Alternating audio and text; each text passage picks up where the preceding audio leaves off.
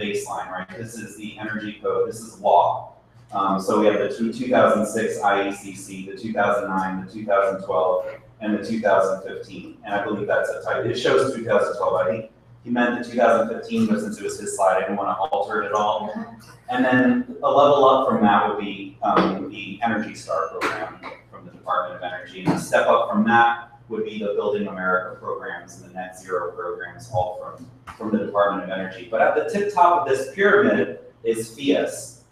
FIAS is the Passivhaus Institute US. So I'm going to get into what is FIAS, how is it different from the original Passivhaus, what does it mean, these climate-specific design standards. But what I want to point out that this is not, I want to make a big deal out of this is not my view of the energy codes. This is the Department of Energy, their view of it. And so they're the ones who see FIAS as the goal of where we want to eventually go with these codes, where we want to go with sustainable design. So if we look at where, okay, so if here's the view of the stair step of our energy codes, where do we all fit in this? So where is Houston and Dallas? 2009, right? They're right here. 2009 IECC. Where's Austin? 2012. How about San Antonio? San Antonio is on the 2015. There's only 2 cities in all of Texas that are currently on the 2015. One is San Antonio. Who knows the other one? Amarillo. Amarillo, you got it. That's right. So there are actually NYSERDA in New York. There are some municipalities in. This is actually a little bit of an ambiguous definition because it's not really apples to apples. But there are folks who are jumping straight to FIAS. They're saying, we don't want to do these incremental changes. We want to go all the way to FIAS and make that our benchmark.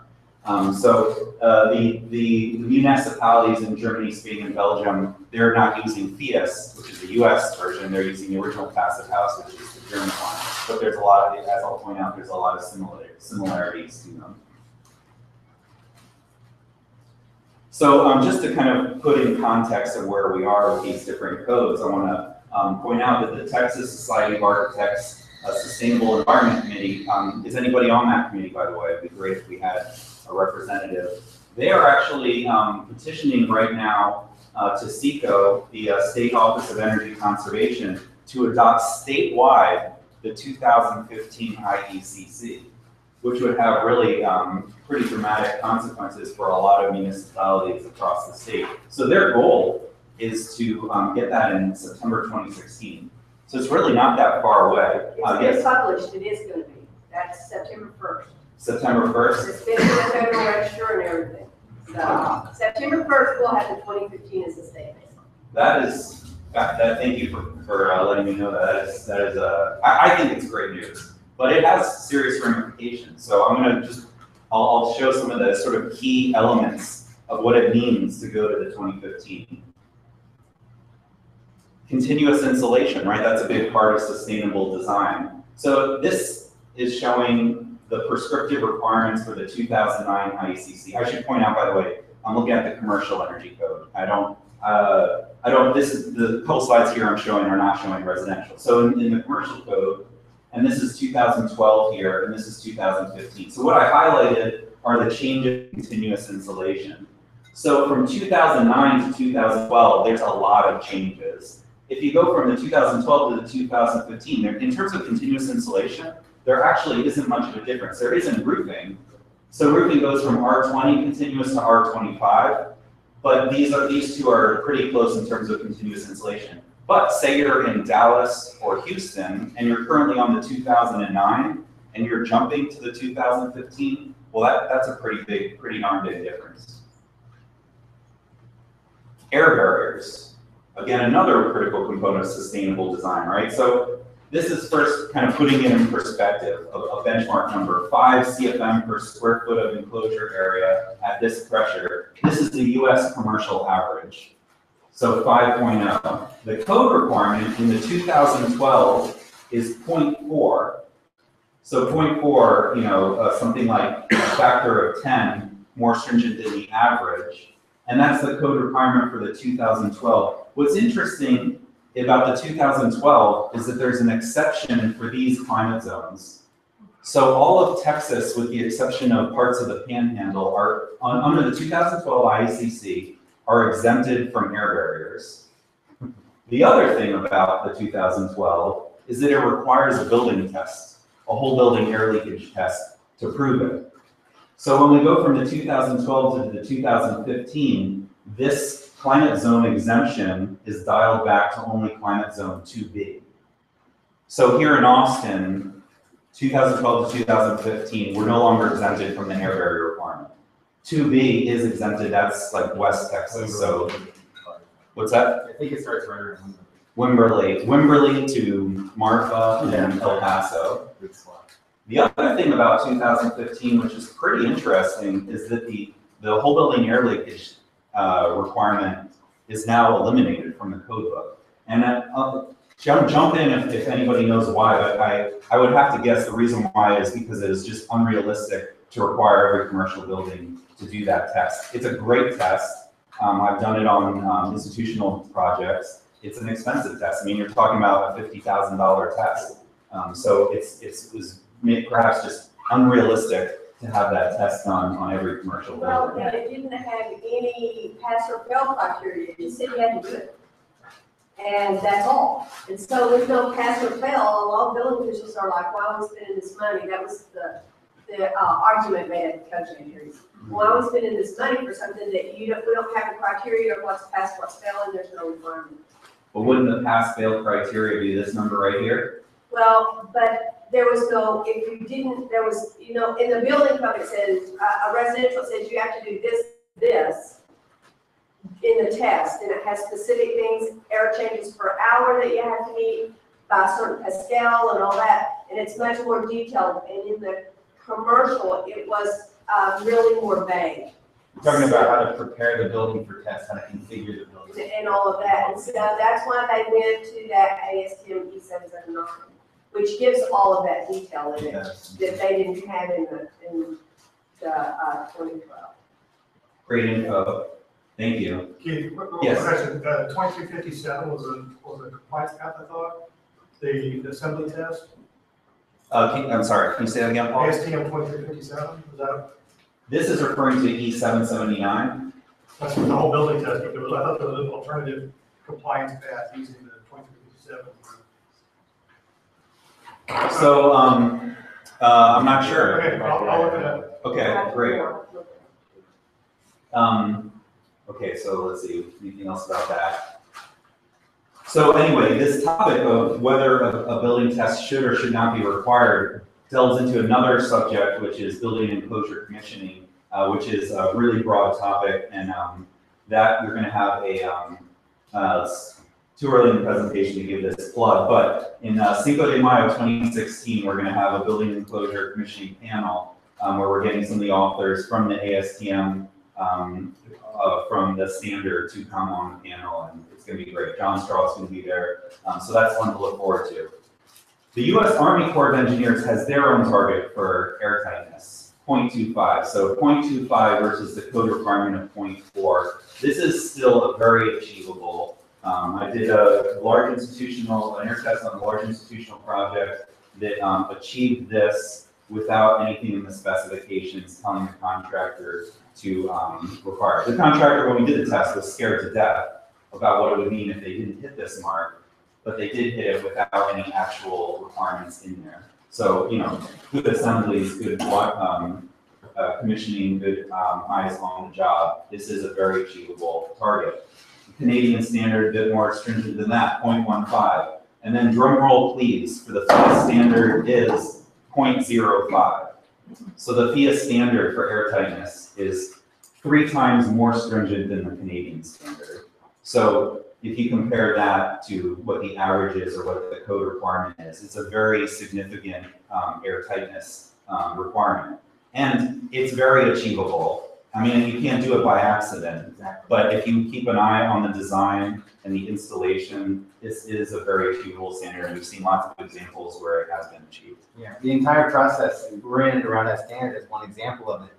It galvanizes the project team to work together.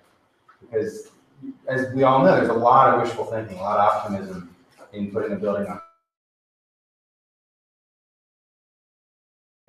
spec out the road, you're gonna hit these targets.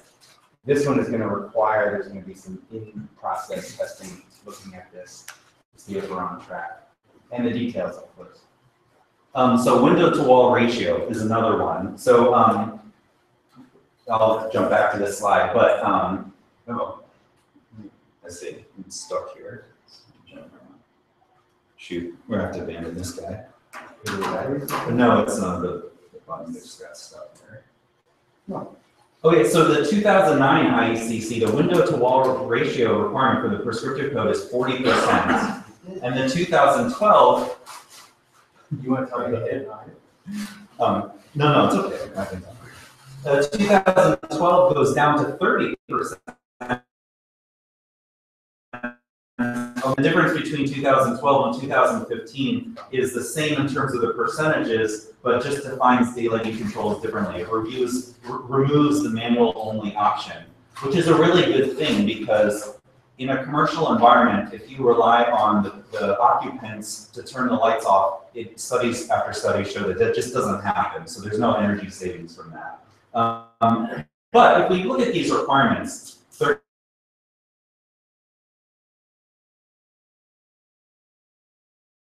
it's ridiculous, right? I mean, a majority of the buildings are dramatically they're closer to 100%, 90%. I mean, we rarely get these. And so I think enforcement is a big part of it. And I know the city of Austin will now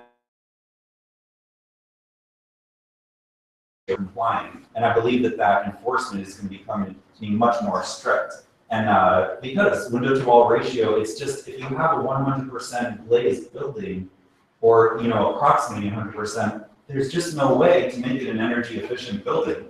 When I say that, I get comments frequently, well, what about insulated spandrel? Is that counted as the wall? And the answer is no, because, and this is a talk you can look up on the website that Mark Long did this long ASHRAE study on thermal bridges, and he has a long segment in there where he talks about the thermal bridging that goes on in the framing members is so significant that even if you insulate the spandrel panel, you're short-circuiting so much that if you had a spandrel panel of something like an R13, the effective R value is like an R1. So you're not really getting anything from it. You could do, like, instead of the manufacturer's provided spandrel panel, like do closed cell spray foam instead, and you might get upwards of like an R3 or an R4, but you're never going to hit the code required prescriptive requirement for R value for an opaque assembly. That points out one of the flaws in the reference building approach, right? So if you were designing for certain standards a highly glazed building, your reference building is also going to be a highly glazed building, but the glazing is going to be held to the code minimum spec. So you can get more points and show compliance by having a better window spec, but still the it's all glass. It's trafficking in a lot of heat. So just a reminder that there's 3 compliance paths to meet code. The first one being prescriptive requirements, and that's where you would have to meet the window to wall ratio of the code. The second requirement, or the second path, is the building envelope trade-off option, which a lot of people think of ComCheck. ComCheck is a tool used to use that where you can trade off within the envelope. So say you're not meeting the prescriptive R value of the walls, but you make up for it in your roofing insulation. So overall, you hit it. It's not really recommended necessarily to do it that way, but that is one way to meet the code. And then the third is the energy cost budget. Essentially is an energy model. So it's a more robust trade-off option. It's not just a trade-off within the envelope, but a trade-off within the building, the mechanical systems, the lighting systems, the envelope. You can do all the trades you want as long as your comparative prescriptive building, you're meeting that as a minimum with your energy model to prove that. Who determines which of those to use during the preparation or Project team. The architect, I would assume, would decide which method they're going to use when they submit. So, well, hopefully in consultation, I guess, with the MEP. Yes. Or mechanical engineer, right? Some architects will do the energy model in-house, and frequently they will have their MEP engineer do the model. Any folks in the audience want to chime in on how your companies, your firms typically do it, or decide which method to use? Still mostly engineers, but architects are trying to.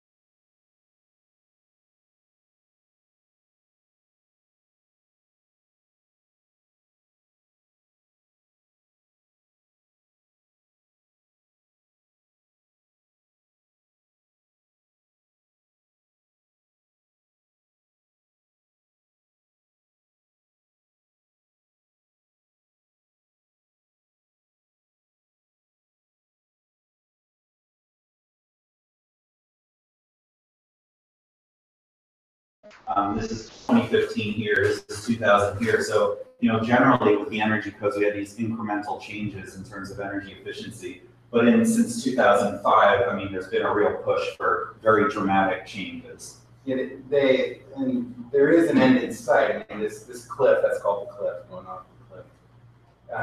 It's 15, the step down wasn't as big as hoped. 18 is already being kind of relaxed, and surely there's probably better. 21 or 24, it's going to start to be able to go sideways again, because we're going to be. We're going to get a lot of what we can get. Yeah, so it's going to kind of go cliff and then level back out. It's not just going to go down. Residential's already done that. We've done as much as we can basically with residential. Right. Until they change mechanical efficiencies. Those are all coming in 2017 though. There's a lot of commercial already changes that you need to be aware of in mechanical equipment for 2016. It's Yeah. way overdue.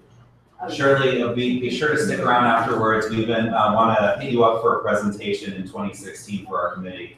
We've been talking about that. Yeah, I've been over here a couple times. Yeah. I came so close to emailing you last night. But I'm like, oh, it's just too short a notice. Well, I'm here to help. So a little background on how FIAS came to be. Originally, Define fees, sorry? no, I will though. So in the 70s, oil embargo and the German government started giving out incentives for solar panels. And there was a movement that grew up out of that said, hold on a second, we can save more energy and spend far less money if we just design really good homes. And if you want to add on solar panels on top of those really well-built homes, then great.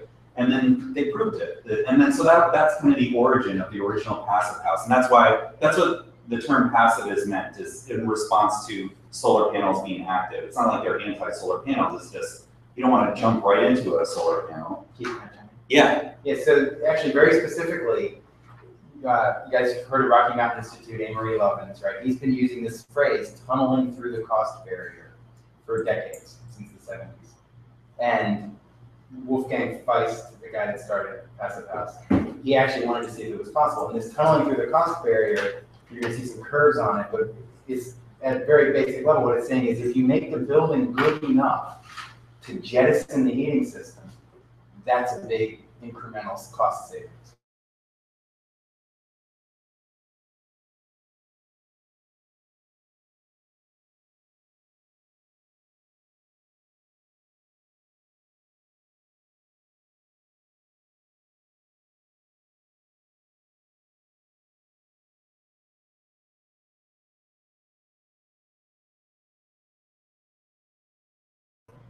But in terms of direct like resistant heating or hydronic, whatever it is, they're just saying whatever the amount of ventilation air required to support health, we're going to allow that much heated flow into the building to meet our loads.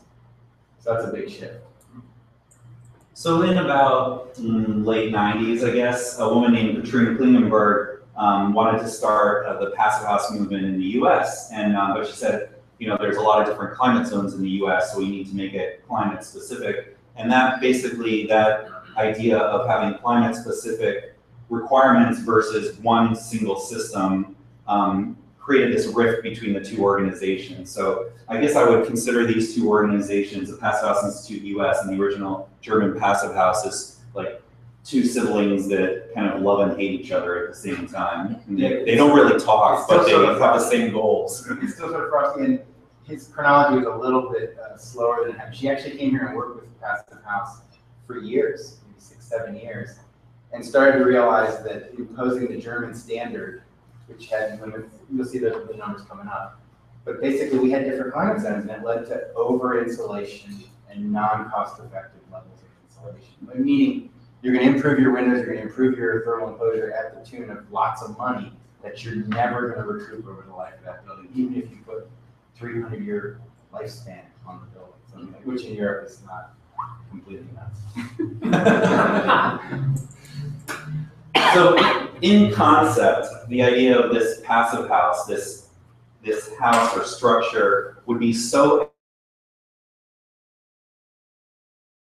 that you could heat it even with just a hair dryer. Conceptually, that was kind of like just how efficient it was. And you can go on, you can search on YouTube and watch this guy and show him actually heating the house with a hair dryer, and you can watch the data on the inside and the outside temperatures. So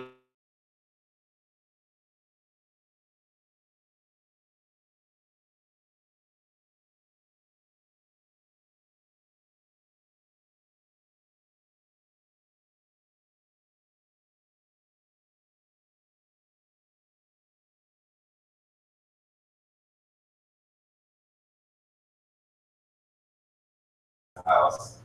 So I almost think of it as like KFC and Kentucky Fried Chicken. You know, it's like they just rebranded and people realize that fried food is not good for you, so let's just call it KFC. So I think that's a good strategy for calling it PS. But you know, the requirements are actually simple in concept. Actually, Christophe, do you want to talk about these? Sure, yeah. So the first one is limit on total energy. That's basically how much fuel did you have to use to run that building for a year. So if you think about the car metaphor, that is how much gas went in the tank for that year for running that building. The reason I use the car metaphor is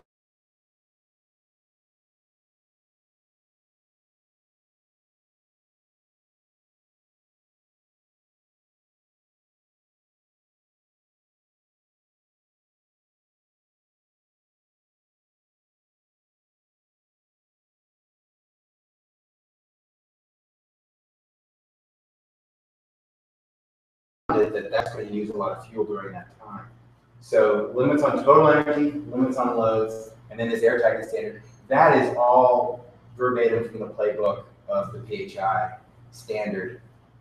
One thing that didn't get mentioned also is the PHI. So what happened was PHI in Germany started to populate the US market. There was this rift because part of the organization recognized climate zone dependence as significant, but PHI still exists in the US, and it's called the group that's loyal to the mothership, groups like this.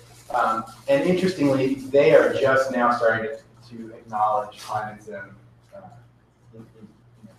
non-climate zone independence. Saying, yeah, it does make a difference to the bill.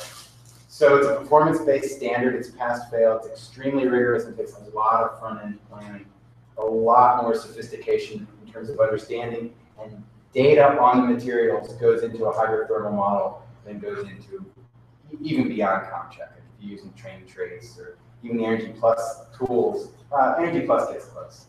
But then you have problems with built-in databases. You need to really define your materials, not just in terms of thermal transport, but in how they handle water absorption and absorption. But so one thing I'll add to that, and I'm going to show you some Woofy clips to give you an idea of the software and its capability. But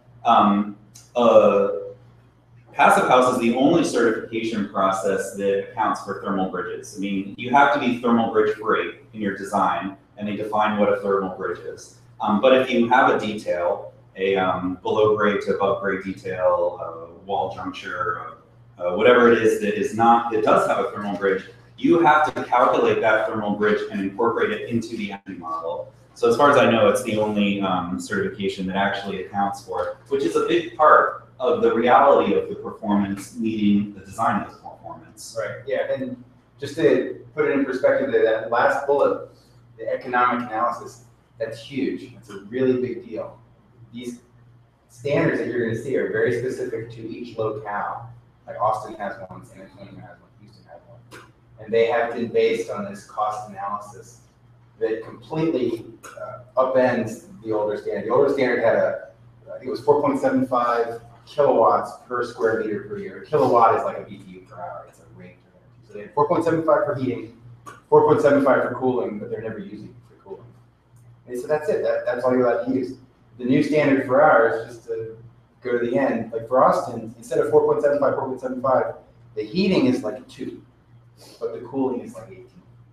So it's a big shift, and that's what caused the mothership's head to explode. They're like, no, we've got our standard. We've worked it out over years. We like it. It's good. It's been vetted.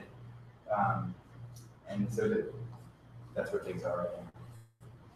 Okay, so conserve energy and benefit from low peak loads. I'll let you present this slide. Sure. So yeah, the standard, we talked about the 3 that it's source energy per year, and it's based on a load, like how much foot you have to put, how much heat you have to deliver, how quickly, or how much cooling you have to deliver, how quickly. And there's a lot of trouble about how to prioritize these, right? So I have a heating, annual energy for heating, annual energy for cooling, annual load for, sorry, not annual, peak load for heating, peak load for cooling. I have these 4 numbers, and there was a lot of debate on the technical committee. It went on for actually more than a year on how to do it, and they ended up with this both and bilocation.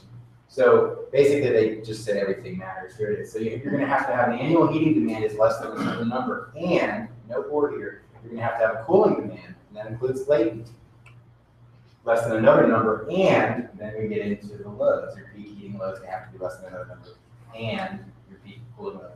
So ultimately, the people that were kind of naysaying against this, they were saying it's too hard, it's going to raise the bar too high, it's going to cause people to jettison and not adopt our standard.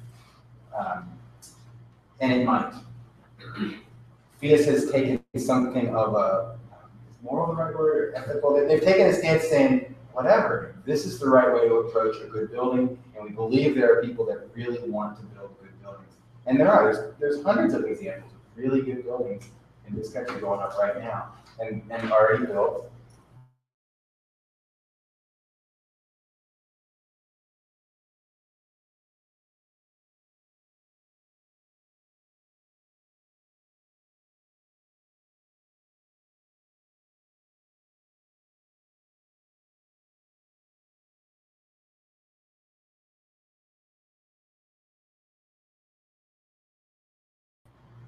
Okay, so testing.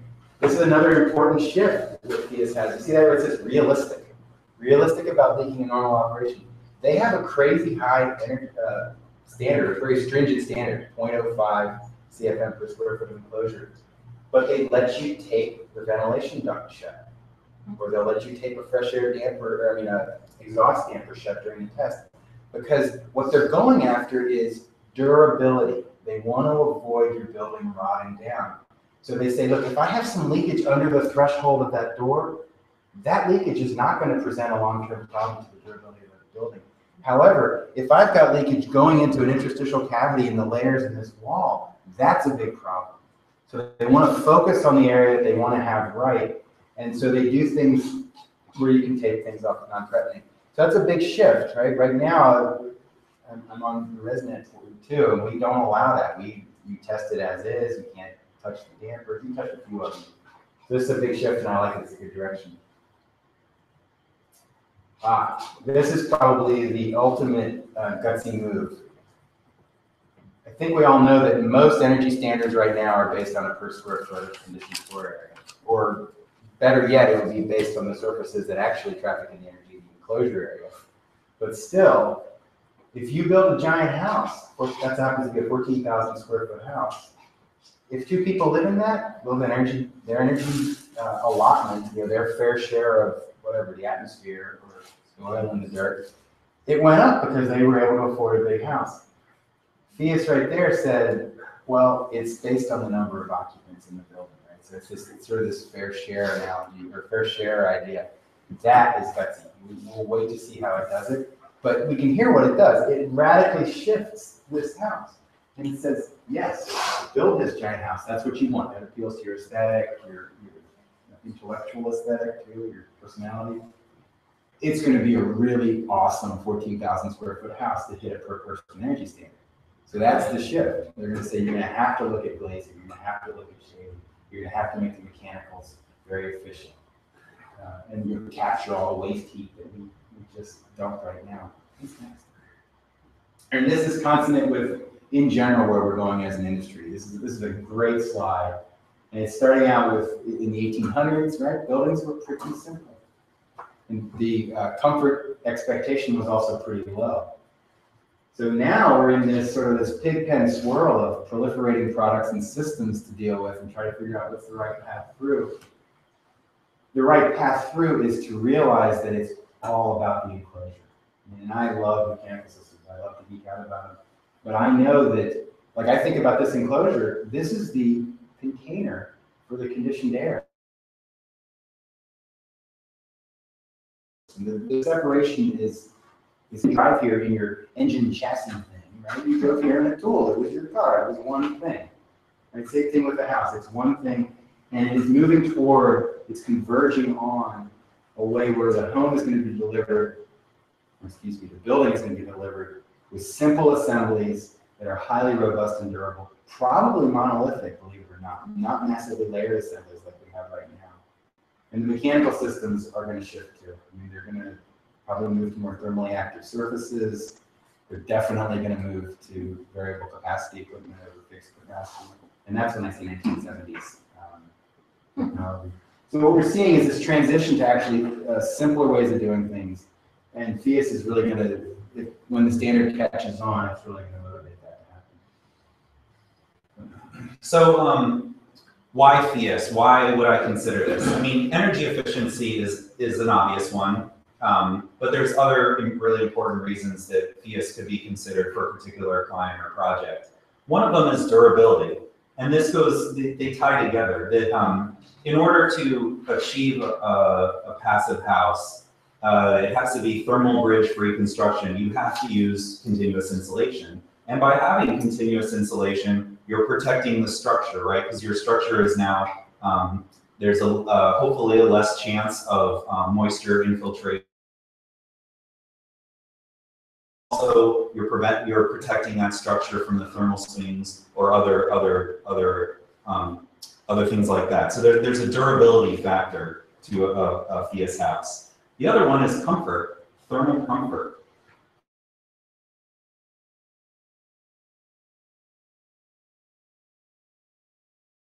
Relative humidity, those are easy, right? We all know the air temperature has an effect on us. We know whether it's humid or not humid, that affects our comfort. Wind speed is pretty clear too, right? We're hot, we turn on a ceiling fan, all of a sudden we're comfortable. Or the opposite can happen, we're in the wintertime in a restaurant and we're near a draft, so that breeze makes us uncomfortable, even though the air temperature and the humidity were within acceptable limits. One thing that frequently gets forgotten in the equation of thermal comfort is MRT, mean radiant temperature, which is basically the average of all the surface temperatures around us. So if I'm standing in this room, all the objects here, that red metallic surface is radiating a temperature, the carpet, the walls, the CMU, the lights, everything is me, all the people. And so if there's a constant to all those temperatures, then we're comfortable. If there's a variance, that this is a real cold surface, this is a warm surface, that can make us thermally uncomfortable. So by having continuous insulation, by eliminating thermal bridges, these are more comfortable structures. And you have to actually, in Passivhaus certification, you have to show it by calculating all the surface temperatures, and they have to fall within 7 degrees variance. Right, and just to add to that a little bit, it's not called air conditioning for no reason. It is about conditioning the air. MRT gets at conditioning the occupants. Right? You go after what makes you comfortable in this building. And some of it's convection, meaning some of it's moderated by the air, some of it's conduction, if I have to lean on this or sit on it. A substantial portion of your relationship with an indoor environment is MRT-based, radiation-based, and it is line of sight, speed of light. So when you think, oh, a warm floor in Sweden, well, that is radiant heating, but that floor, it's heating you, but it's not because your feet are touching it, it's heating you because that floor is in line of sight, speed of light, connection with the ceiling, so this, all the cold on the ceiling gets absorbed into the floor, or all the heat on the floor gets absorbed into the ceiling.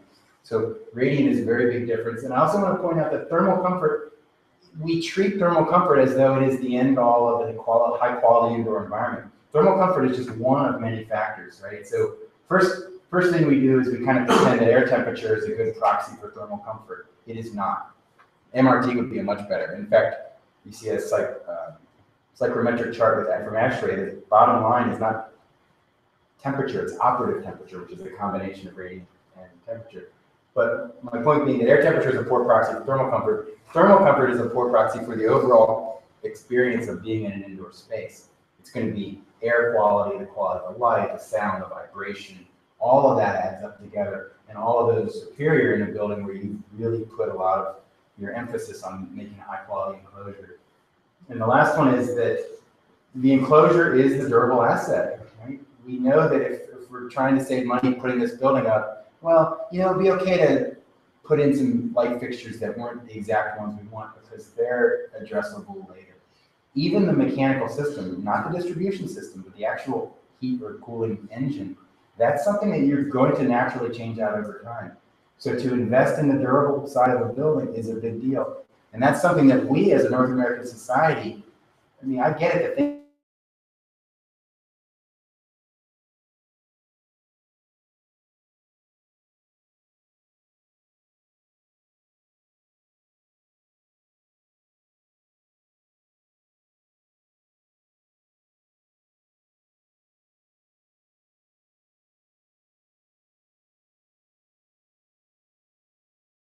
the energy efficiency and renewable energy section of the Department of Energy, and also the Building Science Corporation. Those three organizations embarked on developing the climate-specific design standards, which were published, was it this year? Yeah. This year. And so you can go online and you can download it. We're going to give you a summary of some of the relevant parts. If the DOE were here, they'd probably want you to put their thing ahead. Mm-hmm. A little bigger. But it's a great standard. It's well written. It takes some clear your mind, clear some time, and go through it slowly. But it's a game changer to read it, to understand that it's a completely different thought process. There you go. So on the left, we probably recognize the climate zones as defined by our energy codes, the IECC and by ASHRAE, and then these are the climate-specific zones, which are actual locations, and so.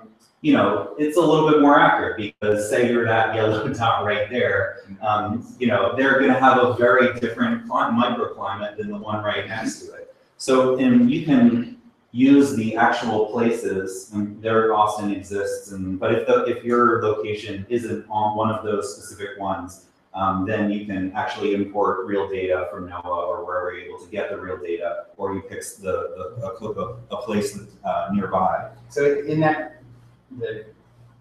report that was just up on the screen on the left, there's an appendix. If you do nothing else, go get the report, go to that appendix, find where you're working, living and working, and pull your specs down and see how they compare to the buildings you're putting up.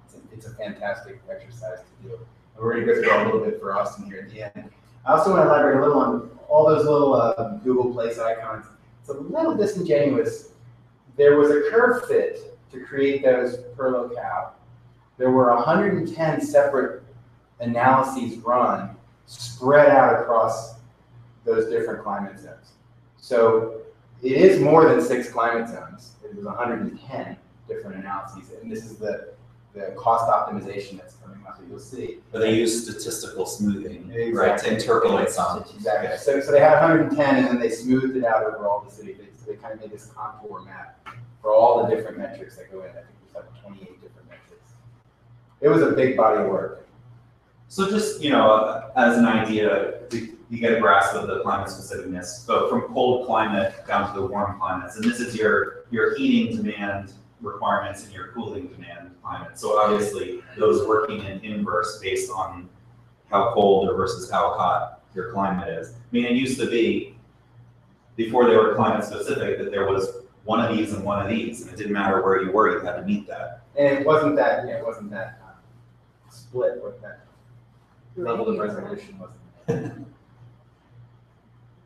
So, you know, to achieve the Passivhaus standard, high performance windows are required. In our climate, nobody would recommend, including FIAS, nobody would recommend triple glazing, but good double glaze and shading would be required. And it's not good enough for FIAS to use the NRC labels. And the reason why is because NRC doesn't differentiate between window size. So if you have, you know, this small window and that small window are the same one by the manufacturer, but the solar heat gain coefficient on the small one should be much higher, but it's not according to NRC. And likewise, the opposite with U value, since the frame is the weak link in terms of U value, the small window should have a much worse U value than the big window, but according to NRC, they'd be the same. So for the FIAS standard, you have to actually calculate the real solar heat gain coefficient, the real U value, and then you have to,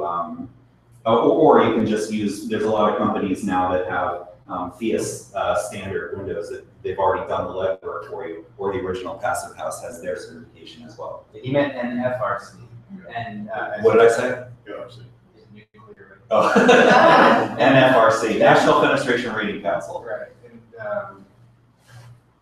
the other thing I was going to say is that those programs, they're out there, they're available for you to use. It's Window and Therm from Lawrence Berkeley National Lab. You can download them and then beat your head against them for a few days. And eventually they might unlock themselves to it. So this is an infrared image down here in New York City. These are all turn-of-the-century row homes, and one of them was retrofitted to meet the FIAS standard. Can you pick out which one it is? Wait, so like I said, FIAS defines, this is their definition for what a thermal bridge is, and you submit the plans to FIAS, and they look through your plans and say whether in it, or if they suspect a couple of them, then you have to calculate the psi value. So if the thermal bridge is fasteners, a point thermal bridge, you don't have a steel angle or a three-dimensional, then those you would have to calculate. And there were some great sessions at the Passivhaus conference. Keith and I both went, so did Robert here and other people. Really a lot of good technology being developed and analyzed on how to achieve low thermal bridge structures, especially in this new era, this new world of a lot of CI, a lot of continuous insulation out there. How do you pull that off? How do you actually do it? I think we all know that is coming, that there's no way around it. It's here actually, and that there are a slew of new products out there. So if you're not keeping up on that, come talk to Keith and I after this. We can help you with that. Okay, so this is the Department of Energy conceptual plot of path to zero net energy. So again, this is conceptual and it's specific based on locations and whatnot. But the idea here is that you start spending money on energy efficiency measures, and up from 1 to 2, they're all no-brainers because the amount it saves off your mortgage is greater than the amount you're spending. So, and annual costs, right? So, but if you want to get to net zero, there's a certain part where you're spending so much money to achieve slightly more energy savings. So you really, it's economically unjustifiable or stupid. Well, and that's the cost barrier, right? So this is the cost barrier. And you see it in real life, as you can see. It's called a swoosh, the Nike swoosh. But that's the cost barrier. It makes no sense to go there, and only might make sense if you can tunnel through it in certain climates. So FIAS's goal is to hit this point right here, because they want to push the envelope a little. They don't want to just be content with 2. They want to go a little bit further than that, but they want it to be a realistic measure too, and knowing that this would just be ridiculous. And I put that image from Foster's Masdar City in there as a reminder that, you know, if you just jump to the goal of zero net energy, okay, great, we'll just do a massive photovoltaic array. Well, you could do, maybe you can do that in Masdar City, but usually you don't have the cost, you don't have the land to do it. And so you do this first. You do a really well-designed home first, and then use that to add on. And just add briefly, the jump from 2 to 3 there, 2 is the optimum, right? It's the economic optimum. 3 is slightly beyond it. They're trying to hit, it doesn't show up as well here, you'll see the next curves. They're trying to hit that spot right before that you go up and you hit the cost barrier. And what they're thinking is, partly what I alluded to earlier, look, this is the time. You are now building the building. This is the time to make it as good as possible. And they're also thinking about the economic optimum is based on what? Current cost of energy. So if there's any presumption that energy might go up in cost in the future, let's move that toward that need or that cost barrier. Yeah, so you can see here, the cost barrier is much steeper, and you can see the point they picked illustrated there. The horizontal line is hitting cost barriers. Make sure I'll see this point right here. So obviously, each amount of money you spend going up that axis, you're getting very little energy savings for it. So that's obviously. Is that being driven by the renewable the silly energy generation? production? Pardon? Is it being driven by the renewable energy production? So yeah, you're tempting us to, so this is a software called BEOPT. It's also free, building energy optimization software. It's not Lawrence Berkeley. Who knows where BEOPT's from? It's Colorado NRAL. Thank you. So it is a stand up a million dominoes and then tip them all over and let the computer run overnight. So it is definitely this is based on a 2,500 square foot 2-story building with fixed glazing, adjacent buildings, certain orientation, right? So this is not just, here it is. This was based on a specific building. It obviously tried to pick a representative building, but each one of these is a measure. Right? So this is space conditioning, electric baseboard, air source heat pump, mini heat pump. There's a baseline, and then there's an additional cost or an incremental cost to make it happen, make your building like that. And so let's say you have, let's do with 10. Let's say you have 10 measures that you could change a building with. Well, you try them all, and you see which one was the most impactful, and then that one's off the list. Now, given that that one happened first, you have 9, you permute them all. They did not permute 10. They permuted something like 150 variables when they did this.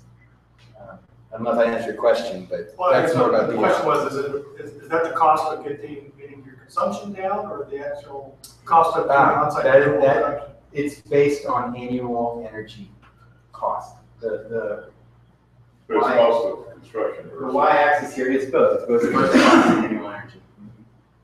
It's both first cost and annual. And they did not include renewable energy generation. This is just that. That's your answer.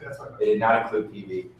They did not. I mean, they show you where PV would enter. In fact, this is it, right? So this red line is just the incremental cost curve. That's the additional incremental costs over the baseline. This is where they would pick their point, right? That's what that's pointing to. Here, the green is the same curve with PV. Right? This is showing.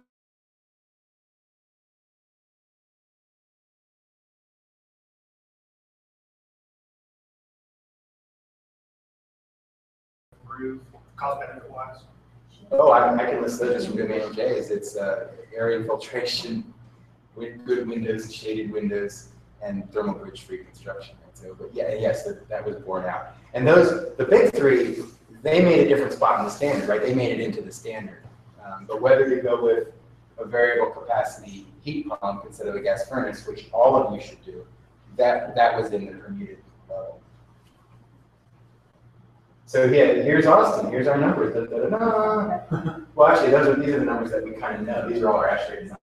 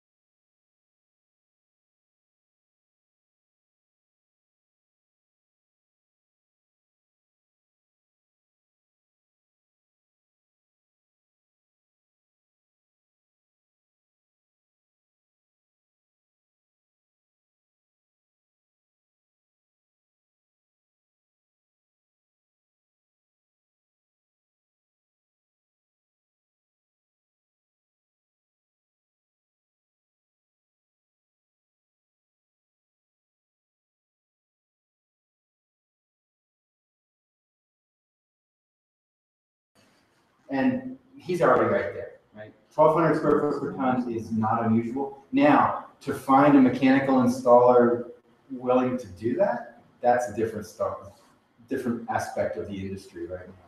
But to design a building that hits that right now today, it's already possible. So it's not a stratospheric target, and like the 6,000 kilowatt hour per person per year, they really wanted it to be 4,300. And that 12, they really wanted it to be more like 9. But they adopted that both and by location. So some people on the technical committee got concessions. Well, look, let's make these standards a little more lax than we want them to go long term. Okay, yeah, so they wanted to make it cost effective and use BI. It's going to faster. So, how much can we reasonably invest in passive measures? These are kind of out of order. It's not. So this is what we're talking about with that curve, right? So that's how much we can reasonably invest. They've done a cost analysis and figured out what should happen in what order. And then they've taken, as you were pointing out, they've taken the big ones and they've made it as part of the standard. Right, so FIAS, it's a performance standard. How you achieve it is up to you. Mm-hmm. On the other hand, if you don't do certain things like having good windows and continuous insulation and thermal bridge for construction and a really tight air barrier, there's just no way you'll achieve it. But how you achieve it, though, is up to you. So here's a quick example I'll run through. This is from New York City. This I got from the Association of Energy Affordability. This is an existing low-income housing project. And this shows the breakdown. On the left shows the performance breakdown of all the different strategies, comparing it to the cost breakdown of each of those. So it's interesting to see that the blue there, the air sealing, was a real critical component in terms of reaching the energy efficiency, but in terms of their overall cost was a small one. Insulation about, I guess, where you'd expect, and then you kind of pay a lot for those high performance windows. And I think that that's true. The high performance windows and doors that are going to be required are definitely more expensive than would be typical. For example, I mean, they're not going to accept, you wouldn't achieve it with a double hung window because of the lack of air sealing. So you'd have to do a casement or a tilt and turn or some kind of window or door system that's more high performance. So anyway, in this particular project, they were able to achieve a 90% energy reduction. And keep in mind, there's a pump priming here occurring in the industry where these high-performance windows and doors, they're not a big volume seller in our industry, so they cost more than premium ones. In the New York area right now, you save $30,000 to $50,000 building to a passive house standard than you do typical construction. So the building owners love passive house in New York. It's a different climate than where we are. But you actually start out, your first cost is lower, and then from then on, all your annual costs are lower. So it can make it really good sense. So I'll go quickly over the next couple slides so you don't look at them too closely. I'm just joking. Because, well, this is the idea is just show you that the number of FIA certified buildings is increasing. If you look too closely, you'll see for a number of years it was like one. It wasn't the same one. Yeah.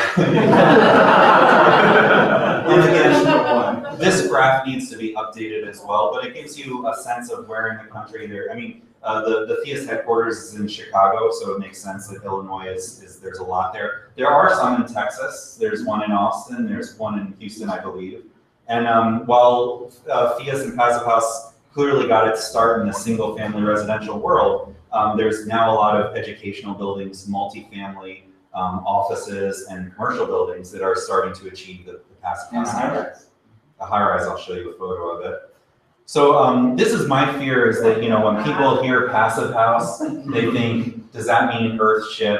Does that mean ugly? Does it mean I'm going to have to deal with something bad in terms of looks?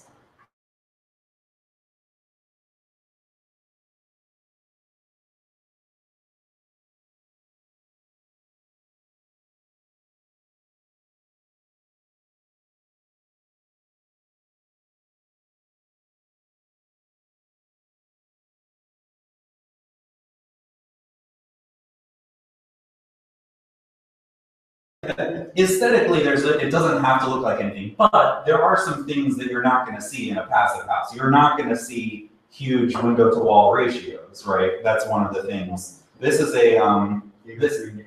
this is by Chris Benedict, a multifamily project it's in New York, right? Yeah, that one is. Anybody heard the name Henry Gifford? He was a mechanical designer on that. That building, it heats the entire building is heated as a side effect of generating hot water for the occupant use. What you see there are two 200,000 BTUs an hour boilers. So they're mainly there to meet the domestic hot water need. It's a redundant system. One of those actually meets the entire need. And just a small fraction of it meets the space heating demands for peak loads. To bring you back to where we were talking about, that building obviously doesn't have a very high window-to-wall ratio. They've got some clever ways that they've done shading, kind of implicit into the design. We talked about hitting 1,000 square foot per ton not being a big deal. I think you guys know a lot of on the residential contractor side, or even commercial contractor side, people are comfortable with maybe 600 square foot per ton, 400 square foot per ton is out there. 1,000 is definitely doable. There are dozens, if not tens of hundreds of buildings in Austin that are easily working at and install 1,000 square foot per ton. This one's 2,800 square foot per ton.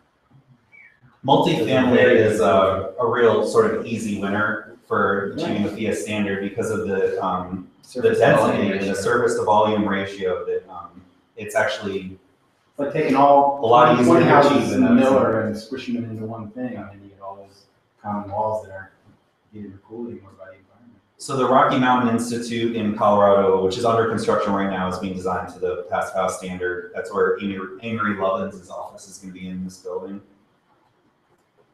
This is going to be the world's tallest passive house. It's under construction in Roosevelt Island, New York City. So you can see the couple images of it on the right, and you can see on the ground level they did use quite a bit of glass, but they limited it in the total square footage. It's really well done here. I don't remember the number, but I think it's around in the upper 30s with a wall ratio. But it doesn't stand out to you as just there's no glazing on this building. And New York has the benefit that there's a lot of existing vernacular that is not all glass. Right? It's only been recently, like the downtown cities where we are, right? The downtown is relatively new. The buildings are all glass because we have lots of energy. So anyway, in New York, that works. That's fine. Okay, so this is Onion Flats, another multifamily project in Philadelphia. You can see the southern and eastern shading devices on the windows there. And it's Low income as well. Sometimes actually, FIAS is a better fit for low income organizations because sometimes in the multifamily world, they're so cost sensitive that that first cost is a tough sell. But an organization, a low income multifamily organization, for example, has the long-term view and they can see the return on investment, the lower maintenance costs, and all the advantages of going with a passive house. So actually, interestingly, a lot of the multifamily certified passive house projects are low income projects. When the owner's gonna hold it, or if it's in a fixed utility cost, all bills paid situation, those are great times to inject idea for passive house in your projects.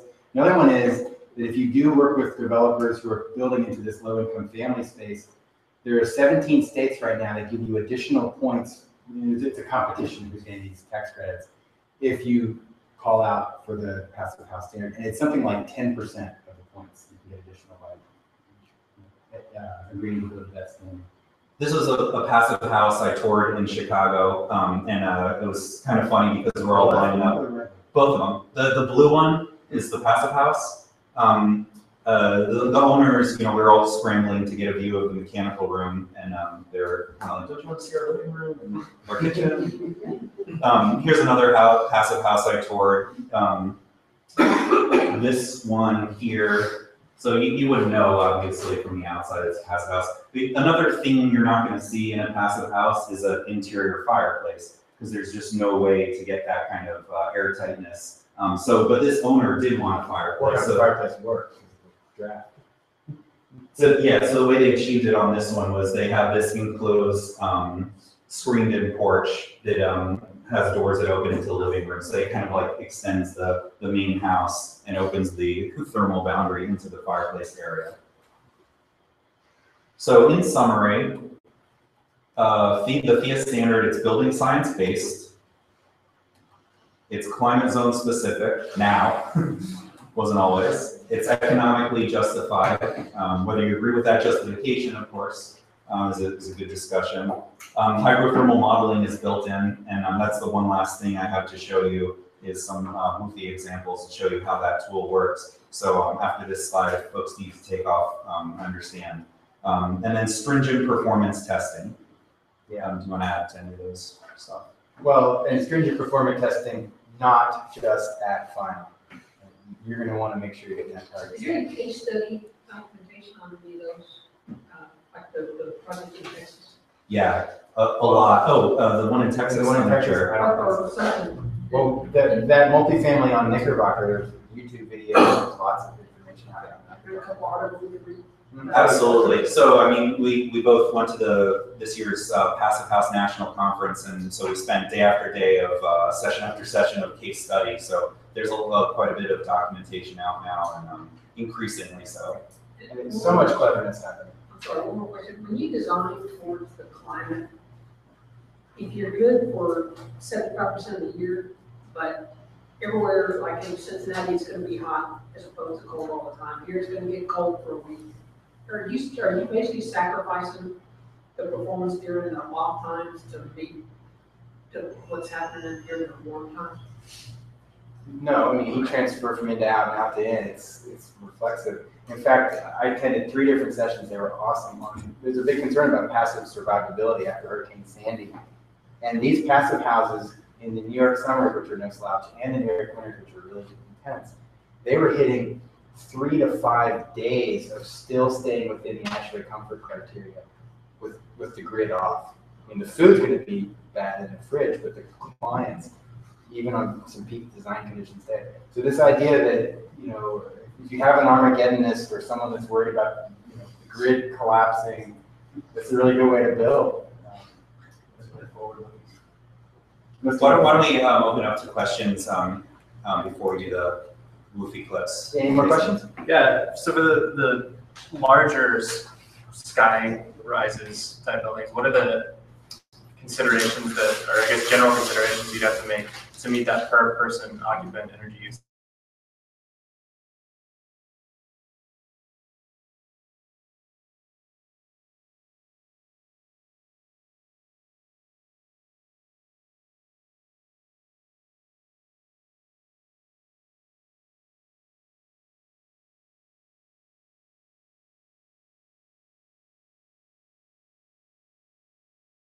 But it's a much longer discussion. The mechanical systems on that high-rise building, they are revolutionary. Right? They're not evolutionary. And interestingly, they're evolutionary components that are available today. They took advantage of the stack effect that's going to be constantly present from the top to the bottom and used that to accomplish their ventilation, things like that. Does hotels seem like they would be pretty primed for this kind Hotels of, can be right, because they're concerned with long-term energy use and operating costs, Yeah. but I'm just not sure how they work that into the standards. Yeah, I don't know their economics. It's really about a good owner, or excuse me, I should say good owner. It's really about an owner who wants to make this happen. Is that a question, Jay? Yeah, has air barrier taken the place of vapor barrier terminology? Yes. Well, go ahead. Yes and no. You said you. Let's see. Well, I'm not sure taking the place of. They're different things. There's there's weather barrier, there's air barrier, there's vapor barrier, and there's what am I missing? Heat barrier. So there's those 4 control layers within every enclosure system, and we have to know where they are. So sometimes a membrane is 2 of those, or 1 of those, or 3 or 4. You know. But I'm going to stick with yes, because there was a time in the industry where the only actual separate control layer besides the building studs, the sheathing, and insulation was the vapor barrier. So you can read it in some of the older codes, they call out the vapor barrier. What they mean is keep the outside out, keep the inside in. So a vapor barrier is going to be an air barrier, and depending on where it's located, it could be shedding water, so it could be your water control layer. But I think he's just going back to the semantic issues. Like when you hear vapor barrier, ABAA, what do they call it? There's different. Oh, so ABAA calls it air barrier, obviously, but it's also the water control layer.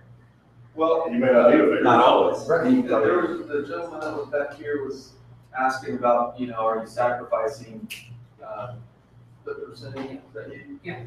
I think maybe that's what I was thinking too. Was is there a certain part of the year where that dew point switches to the other side of Yeah, yeah. that? So that, he's going to show you that. Are right you now. sacrificing that 20%? Yeah, that's actually a great tie-in to these Woofy clips. If you've never seen hydrothermal modeling, it is completely different than this. Here it is. No, just joking. This is how we used to do it, right? This is a dew point calculation where you calculate your wall section, and 1 point in that wall section, it's 1 moment in time.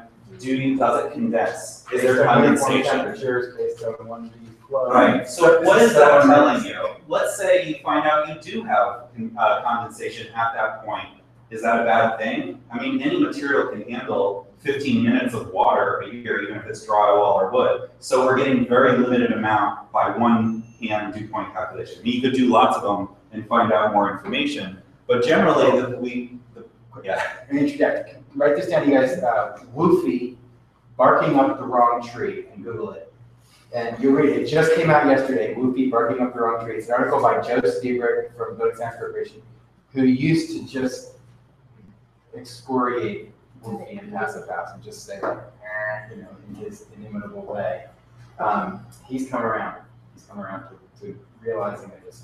It's a very good article because it's written from a skeptic's perspective on the question I think you're digging in. So Woofy barking up the wrong tree, check it out. It's funny too. So this is can't quite see. Oh, there we go. So this is Woofy 1D. Woofy 3D is what you use when you're doing a Passivhaus project. But I just want to show you what Woofy 1D is because when you do Woofy 3D, you can do Woofy 1.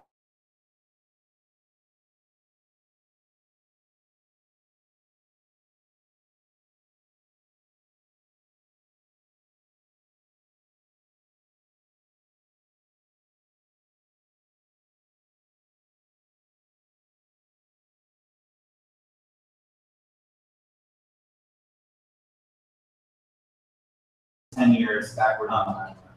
Is it going backwards?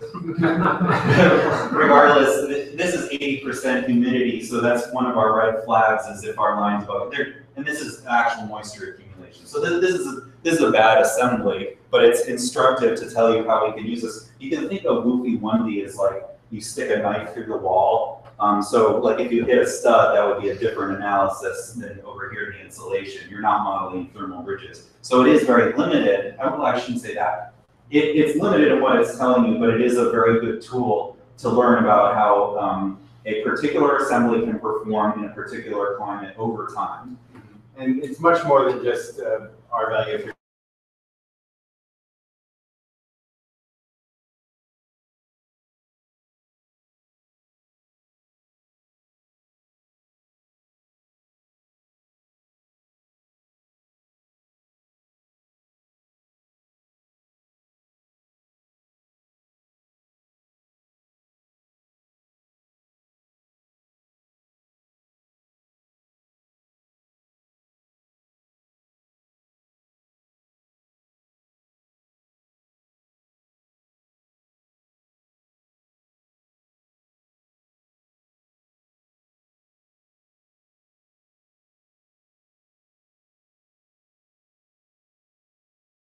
We found out that they were actually getting condensation issues on the plywood deck and actually at interior surfaces. So we ran a bunch of different models, and it's interesting. Some of the, if they had simply gone to a black membrane instead of a white membrane, that handled the moisture issues, even though their jurisdiction wouldn't allow a black membrane. If they increased the amount of polyiso, they could eliminate moisture risk. But they would have had, with this assembly, they would have had to go up to 8 inches, a tremendous amount.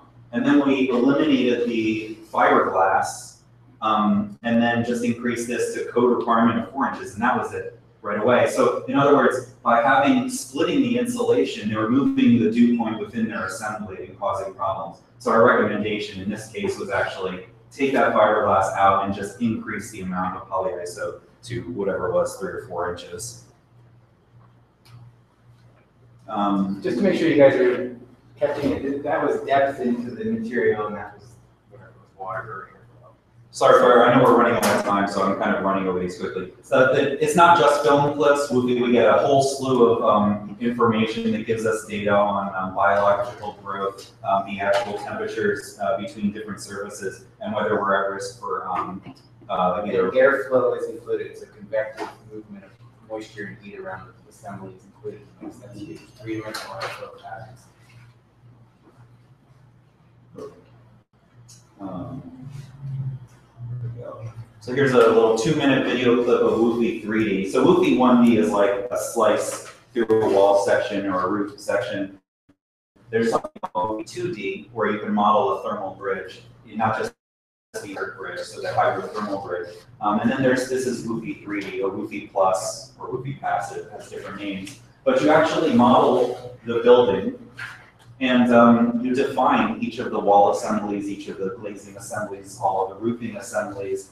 And then while you're running the energy analysis over the years, it basically gives you all your check marks, right, for the Passivhaus standard, and gives you a check if you pass it or a red mark if you didn't meet it. But then you can go into each of the assemblies. So you can, after you've run your energy analysis, you can then go into the wall and run that hydrothermal 1D analysis of that wall and see if you're having any moisture infiltration issues.